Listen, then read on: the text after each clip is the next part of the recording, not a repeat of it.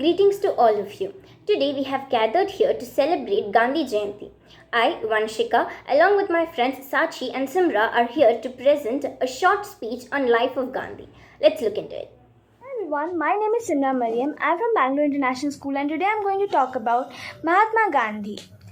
Mohandas Karamchand Gandhi was an Indian lawyer, anti-colonial nationalist and political ethicist who employed non-violent resistance to lead the successful campaign for India's independence from British rule and to later inspire movements for civil rights and freedom across the world.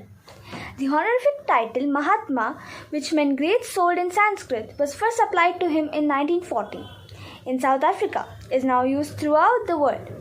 Gandhi's birthday 2nd October is commemorated in India as Gandhi Jayanti, a national holiday, and worldwide as the International Day of Nonviolence. Gandhiji is commonly, though not formally, considered the father of the nation in India and was commonly called Baba. Mohandas Karamchand Gandhi was born on 2nd October 1869 into a Gujarati Hindu family in Porbandar, a coastal town in Kathiawar Peninsula.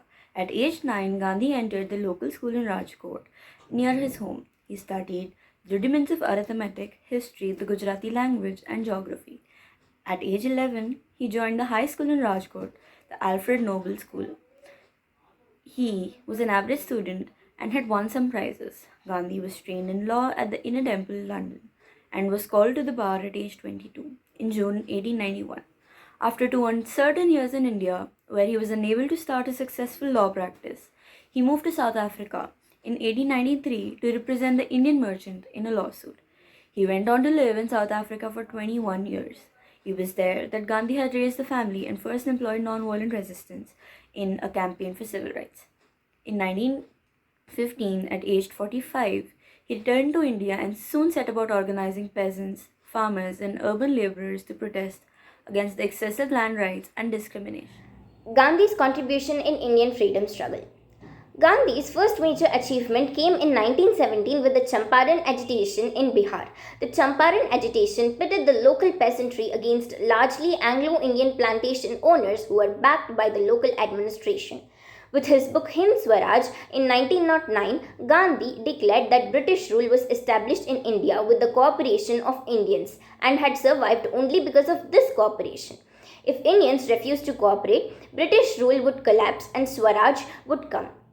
In February 1919, Gandhi cautioned the Viceroy of India with a cable communication that if the British were to pass the Rowlatt Act, he would appeal to Indians to start civil disobedience. Assuming leadership of the Indian National Congress in 1921, Gandhi led nationwide campaigns for easing poverty, expanding women's rights, building religious and ethnic amity, ending untouchability, and above all, achieving Swaraj or self-rule. Gandhi adopted the short dhoti woven with hand-spun yarn as a mark of identification with the India's rural poor.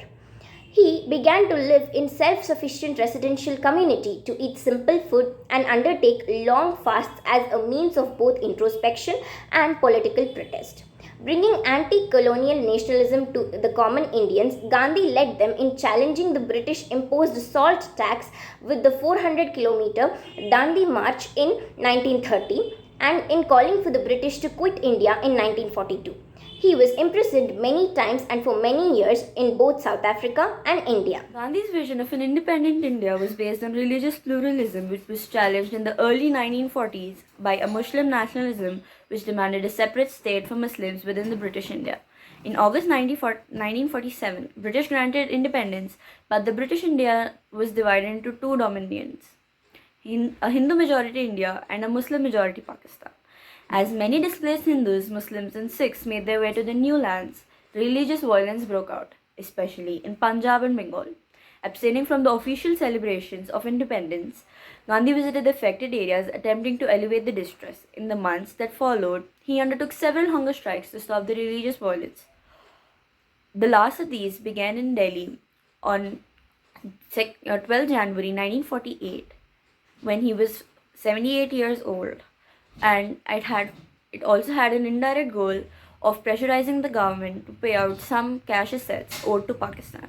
Although the government of India relented, as did the religious rioters, The belief that Gandhi had been too resolute in his defenses in both Pakistan and Indian Muslims, especially those besieged in India, spread among some Hindus in India.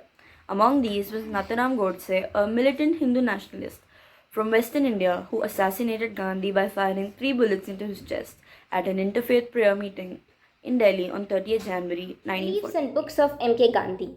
Although Gandhi was not the originator of the principle of non-violence, but he was the first to apply it in the political field on a large scale.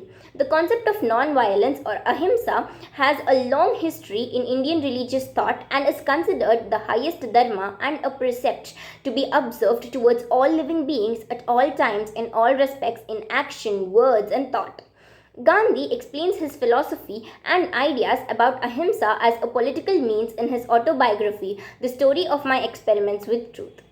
One of Gandhi's earliest publications, Hind Swaraj, published in Gujarati in 1909, became the intellectual blueprint for India's independence movement. His other autobiographies include Satyagraha in South Africa, which is about his struggle there, and Hind Swaraj, which is a political pamphlet.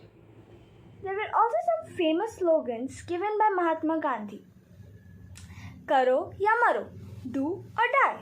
This slogan was given by Mahatma Gandhi a day before the Quit India resolution was passed, on the 8th of August 1942. The freedom is never dear at any price. It is the breath of life. What would a man not pay for living? Violent means will give violent freedom. That would be a menace to the world and to India herself. Man lives freely only by his readiness to die, if need be, at the hands of his brother, never by killing him.